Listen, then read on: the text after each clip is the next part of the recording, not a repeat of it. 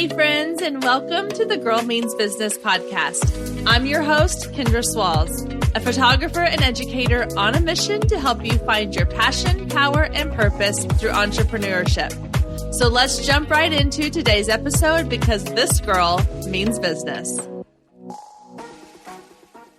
Hey guys, and welcome to another week of the Girl Means Business podcast. Thank you so much for being here this week as we head into the last few weeks of 2020. Now, with Christmas just around the corner, I don't know about you, but I am a last minute shopper. So I'm still marking things off of my shopping list and my to-do list. Now, I know a lot of you already have those done because you are not procrastinators like myself, and you probably already have them wrapped in under the tree, but I am still looking for some of those last minute perfect gifts. If you are looking to maybe give a little this Christmas, I would love for you to head over to iTunes and leave this podcast a review. It's the perfect Christmas gift for the Girl Means Business podcast. All you have to do is go to iTunes, even if that's not where you're listening to this podcast right now, head down to the bottom of the show page and leave a quick review. Let me know what you think of this episode or any of the episodes you listen to or the show as a whole. It is the perfect way to let me know what you're loving, what you want to see more of or less of, and any ideas you have for future episodes. It also allows other people to know what the show's about and hopefully get them to become subscribers as well. Again, that is the perfect gift for the Girl Means Business podcast this holiday season, and I would so greatly appreciate it. And while I'm at it, I have another question for you. Are we friends? Like, for real friends? I would love for us to be friends on social media. Are you following the Girl Means Business page on Instagram? Because if you're not, I would love for you to be. Head over to Instagram.com/girlmeansbusiness. Click the follow button for all kinds of business tips, fun behind the scenes stories, lots of reels, and new episode launches every single Wednesday. Okay, so speaking of episode launches, this week we are talking all about podcasting. I'm going to give you a little behind the scenes into how I got into starting this podcast and some step-by-step guides for how you can start a podcast of your own today if you wanted to, really. It doesn't take a whole lot, so anyone can do it. Let's start by looking at the why behind why you should start a podcast. How is it going to benefit your business? Should you choose a podcast versus a blog?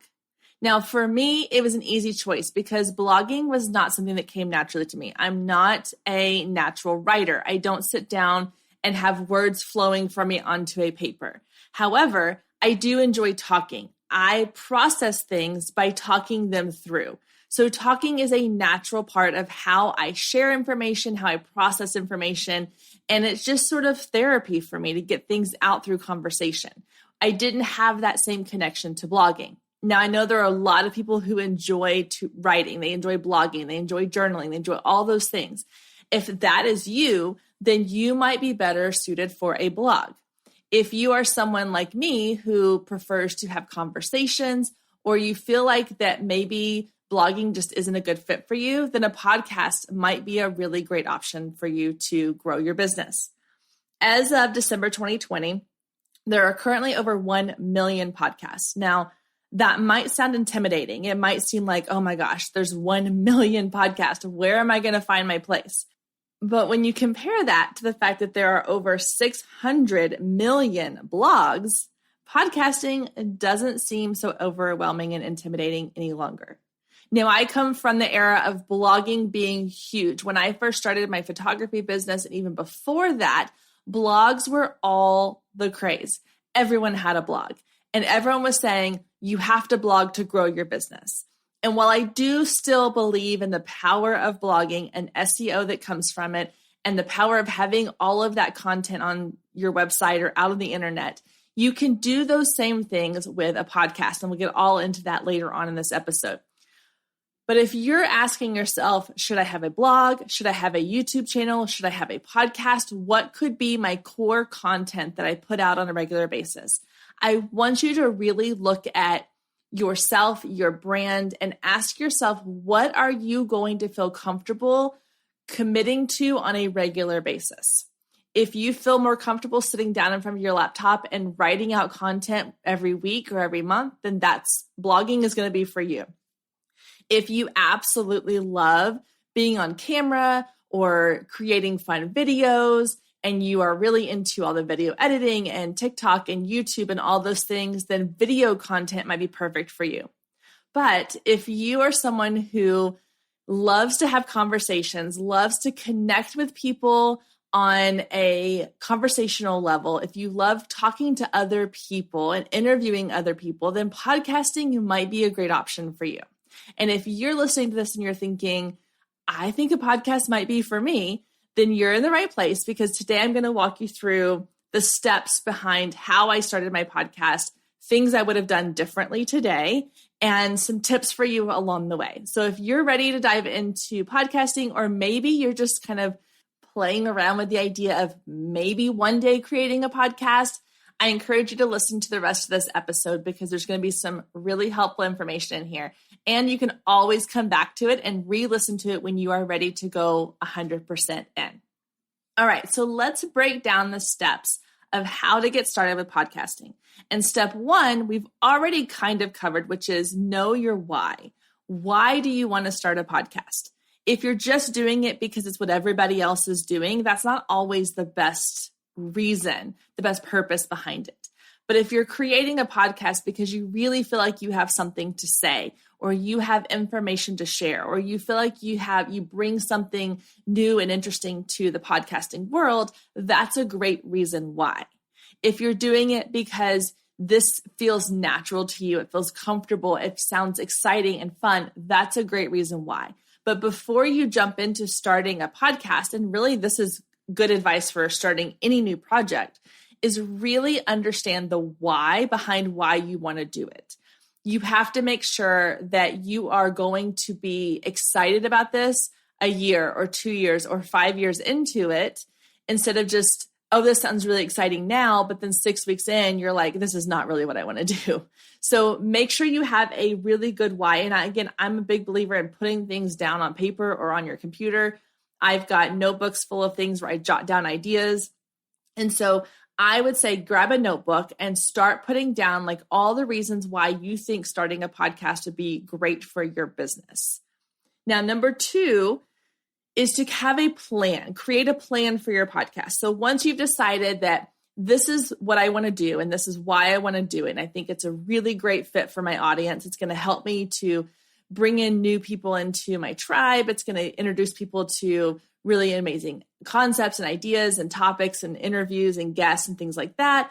Then I want you to start planning out the details of your podcast. These details are going to include things like the name of your podcast. You want your name to be something that is catchy and fun, but also lets people know what your podcast is about. Because a lot of times, as much as we hate to say it, people judge a book by its cover. And if your podcast name doesn't really tell people what it's about, they're probably going to skim right over it. So choosing a name that makes sense and fits with your topic, which is the next thing you need to figure out. What topic are you going to be discussing? Now, your topic can change a little over time, but you need to have a pretty general idea of what it is you're going to be talking about. So for example, if you're going to create a podcast around wedding planning, then you need to make sure that you are specific to, are you doing wedding planning for people on a budget? Are you doing wedding planning for people in a specific area? Are you doing wedding planning for people who want to go on destination weddings? What specifically are you talking to? And if it's all of the above and you want to incorporate it all in there, that's great. You need to make sure that you are able to create a description that tells people what your podcast is about. So you'll have your name, you'll have your topic, and you're going to have a little description that lets you know if someone comes across your podcast and they want to go, what's this about? Then they have a very concise little paragraph that tells them this is what this podcast is going to be about. And again, it can deviate, it can vary, it can grow, and it can change over time. But you need to have a pretty basic idea in the beginning of what your topic is and who you're speaking to. Now, the next thing is the format. So the format of your podcast, is it going to be you talking to your audience solo? Are you going to have a co-host? Are you going to have guest interviews and speakers?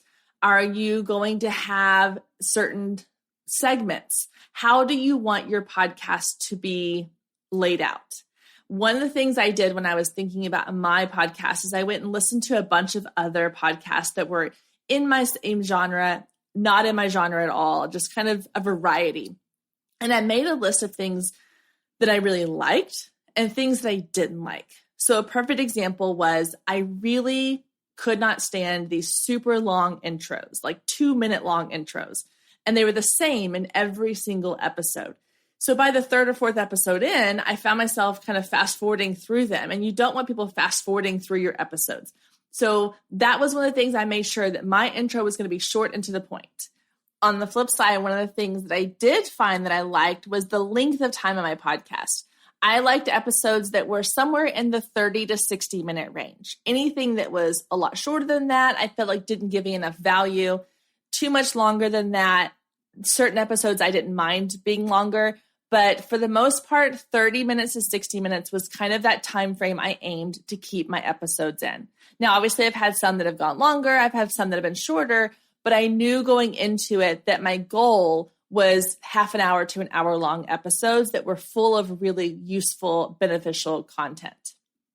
So the next thing you think about is your cover art. So similar to what I said with your title, it needs to catch the listener's attention. We all judge books by their cover, unfortunately, especially when it's on iTunes or Audible or any of those downloadable digital places. And so you want to create your cover art that is going to match your brand and also appeal to the audience you're looking to get to your podcast. So I would suggest, again, kind of like the idea of going and finding what you like and don't like about episodes. Do the same with the cover art. Go and look through several different cover arts in your genre or other genres and start to look for things that jump out at you. Like, are there certain cover art images that make you interested in what their episodes or their podcast is about? Are there some that turn you off? Are there some trends that you notice that everybody's doing that maybe you want to steer clear of? These are the kinds of things that you want to think about when it comes to your cover art. So you want your cover art, the colors and the fonts to match your brand. Do you decide, do you want to put your picture on the cover art? Do you not want to have your photo on it? All these things. Do you want it to be bright and bold? Do you want it to be more neutral? So kind of going into the mindset of sort of branding your podcast the way you would brand your business. And then the last thing for the planning is your intro, outro, and your music. So again, this is the idea of your intro is going to be that little snippet at the beginning that lets people know this is your podcast. I like to have something at the exit, the end of the episodes that reminds them like, this is, where you can find me. This is kind of a wrapping up. This is the end of the episode. I like to have music at the beginning, at the end as well. You can get really great intros. You can go on Fiverr. There's tons of different places if you want somebody else to do your intro for you, like voiceover type intros. I personally like having my voice just because it's a personal podcast. I want you to feel like that you're just sitting down with a really good friend. So kind of figure out what is the feel and the vibe of your podcast, and then decide how you want to handle your intro, your outro, and then the music needs to match that feeling as well. So if you are going to have a fun, funny, upbeat podcast, then you want to have music that matches it. If you're more serious or you're more calm, or you're doing a podcast about yoga, you might want to have a different type of music, something a little more relaxing and a little more calm and serious. So you can go to places like Premium Beat, you can go to Soundstripe, and you can purchase the rights to different songs. You can download them and use them in your intro and your outro. Okay, so that's the planning part, your why, all the details behind how your podcast is going to look, what the title is going to be, who you're attracting, how it's going to sound, all those things. Moving on to step 3, which is getting into more of the technical side of podcasting, and that is your equipment. Now, I'm going to say to invest in equipment, but when I say invest, I'm using that word loosely because you don't need a lot of fancy equipment to create a podcast. In fact, just the other day, I was listening to a really well-known podcast. It has 2 co-hosts. I'm not going to say the name of it, but they are recording remotely because of COVID currently. And to be perfectly honest, their audio was not ideal. It was fine, but you could tell they were recording at home. You could hear dogs barking in the background. The sound would kind of cut in a little bit, in and out. It was kind of echoey at times. And it just reminded me, I mean, this is a podcast that gets millions of downloads each week, I assume. And it's always in like one of the top, 5 of its category. And they were recording with the tools that they had available to them. So that was just a reminder to me that in order to create a podcast, it does not have to be done in a sound booth with amazing equipment and all of this expensive things. You just need a microphone, a way to record your audio, and something to edit it on. So again, for me in the beginning, that was my iPhone and GarageBand, which came free on my iMac computer. Now I still use GarageBand today. That's what I'm recording on currently, but I have upgraded my microphone. I'm no longer recording on my iPhone. I have a microphone I bought off of Amazon with a pop filter, so I don't have a lot of the ambient noise coming in. And honestly, my setup is I have my laptop in my office on my desk with my microphone attached to it. I've got headphones in, so I don't have echo on the audio. And then I put a pillow behind my microphone to keep the echo from the wall in front of me bouncing off and reverberating into the microphone. It's not pretty. It's not glamorous, but it works. I know a lot of people who record in their closet because the clothes kind of help create like a sound barrier, similar to like what a recording studio would have. I've seen some that put microphones into a little box with that foam lining inside of it to keep it from echoing. So honestly, there is no right or wrong equipment to create a podcast. You just have to find what works for you. If you don't want to invest a lot of money, you can get microphones on Amazon for $20 or less. If you can get down GarageBand on your computer or any other software that comes on your, I don't use Mac, so I don't know what else comes on a non-Mac PC. But there's tons of ways you can do it for really inexpensively. So don't feel like you have to have this high-end equipment. In fact, if you go and follow some podcasters, I guarantee you a lot of them are not in fancy recording studios. They are in their home office. They are in a closet. They are in a car. They are wherever they can find a quiet space to record their episodes. And that's all it takes. It does not require a whole lot to have what you need to get your podcast started. Which leads us into step number 4, which is actually recording your first episode. As I mentioned earlier, I listened to a ton of podcasts, so I already had a pretty good idea of what I liked and didn't like about different episodes. And one thing in particular I had written in my notes under the do not like column was the fact that some podcasters seem to be reading a script. You could almost hear in their episode that they had written out verbatim, word for word, what they wanted to say in their episode, and they were reading it more like an audiobook than an actual podcast. And that drove me nuts because it felt disconnected. It felt robotic. I didn't feel like I was really getting to know the speaker. I was more just listening to a recorded, speech they had written. And that didn't feel like what I wanted my episodes to be like. So for me, what works is I create an outline of the episode. In fact, I have mine sitting here right beside me as I'm recording this one. And what I write down is more key points of what I want to make sure I don't forget to talk about.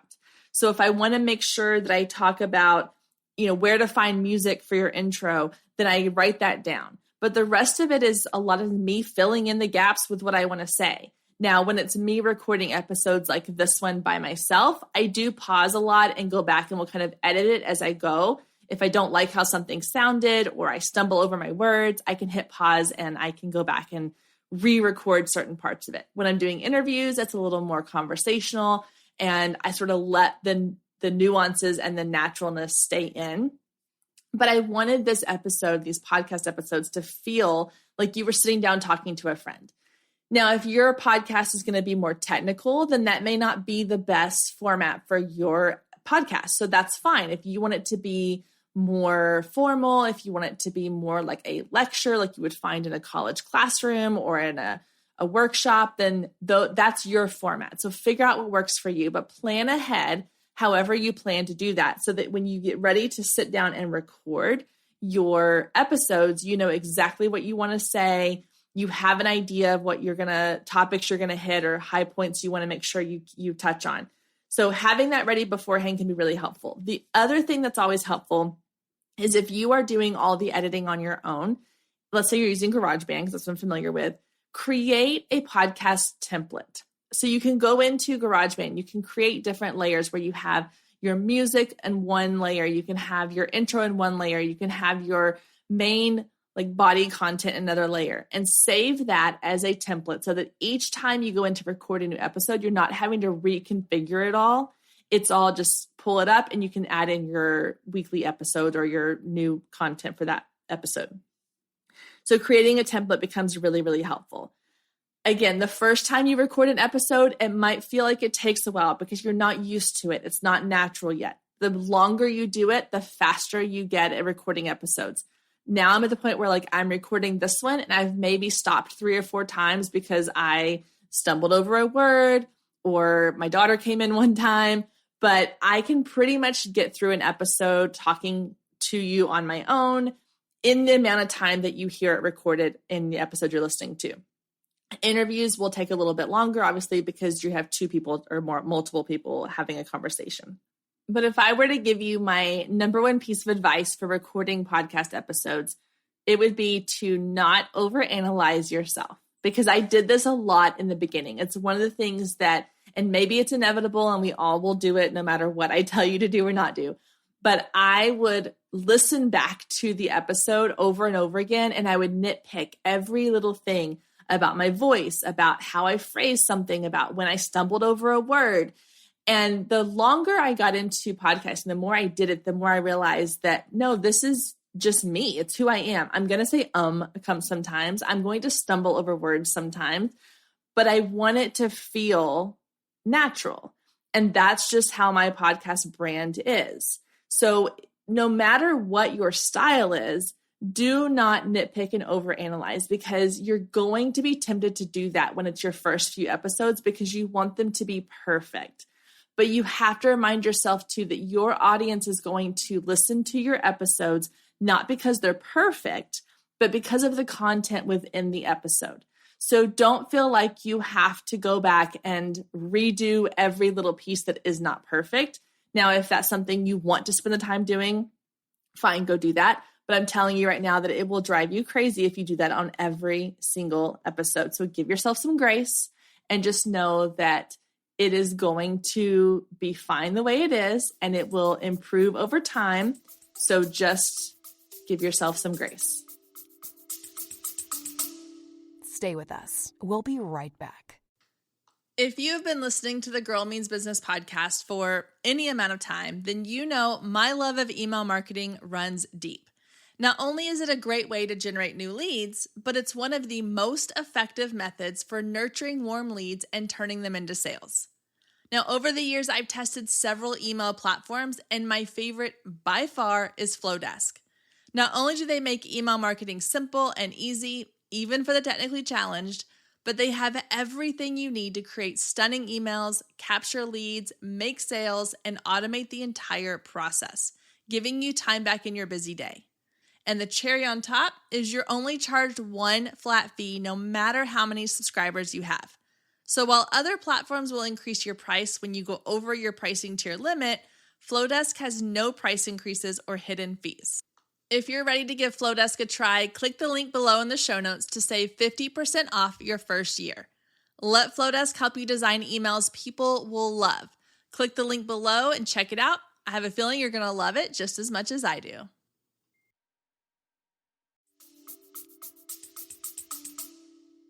Once you have your episodes recorded, you move on to step 5, which is editing your episodes. Now, this can be done multiple different ways. If you are recording GarageBand, you can edit as you go if you're doing everything yourself. If you are doing interviews, then you may need to go in and kind of re-listen to it in GarageBand or your editing software and go through and kind of edit as you listen. Or if you want to hire somebody to do it for you. So I currently have a podcast editor. I send all my audio off to him and he puts it all together for me. So if I have ads or if I have an intro or an outro, or if I have certain things I want to include or have removed, they take care of it for me. Now, obviously, I was not doing that from the beginning. So you have to decide in the beginning what works best for you starting out. If you want to try to do all your editing yourself, go for it. I know that I did that for a very long time. If you are in a position where you can hire somebody to do your editing for you, you really don't want to mess with the tech side of it, you want it done for you, then I highly recommend doing that as well. You can find somebody to do your editing for you. All right. Now that you have your episodes recorded, edited, you have all the details for your podcast ready to go, it is time to officially launch your podcast. Now we're on step 6. So that means that you have done a lot of pre-work to get this up and going. And it may seem like a lot, but in the beginning, before you launch your podcast, you are going to have to lay all the groundwork. And then once you launch it, it's just a matter of creating your weekly, biweekly, monthly content, however often you're putting it out there. So to launch a podcast, the first thing you need is have a podcast hosting site. I use Libsyn. There's Buzzsprout. I know there's Podbean is another one. There are lots of different podcast hosting sites. And what a hosting site does is it allows you to upload your audio. You create all of your information within there. So you upload your audio, you give it a title, you can go in and give it a description and add links. All the things that you see when you pull up an episode are all done within your hosting site. And then you schedule your episode and it will push out to all the different hosting platforms that you have set up. So for example, if you've set up Google Play, Spotify, iTunes, any of those other places where people listen to podcasts, it will automatically push your episode out to those platforms for you. So you're not having to go in and manually publish to iTunes and Google and Spotify and all those other places. You upload to your hosting site and they do the work for you. So definitely you need to set up a podcast hosting site. I'm going to link to in the show notes the one that I use, Libsyn, along with several other links for this episode as well. Now, before you can have your episodes go live or your podcast go live on iTunes, you have to set up an iTunes Connect account. So you'll need to do this in kind of conjunction with setting up your hosting account. You go to iTunes Connect, you have to upload your cover art. You already have to have one episode, quote unquote, published in order for iTunes to approve your podcast. So you're going to have to sort of already have like your number one episode. Some people will do a preview episode. So it's not a full episode. It's more like, this is what this podcast is going to be about. It's like 3 to 5 minutes. So if you are not ready to publish your very first episode just yet, you can do like a coming soon or a sneak peek behind the scenes of what the podcast is going to be. And that can kind of be your first episode. Although I will say that when you go to launch your podcast, one of the mistakes that I made that if I could go back and do again, I would change.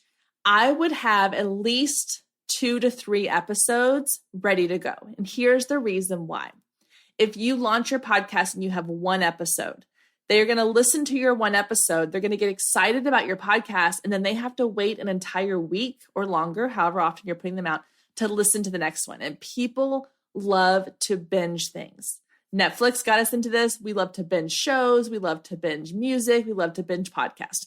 So if you can give your audience 2 to 3 episodes to start off with, it's going to get them really excited about binge listening to your episodes.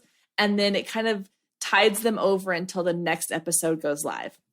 So while you are getting your podcast hosting up, while you're getting iTunes approval, setting up Spotify, Google Play, all those places, then you can be recording a couple episodes at the same time and have them ready to go when you launch your podcast.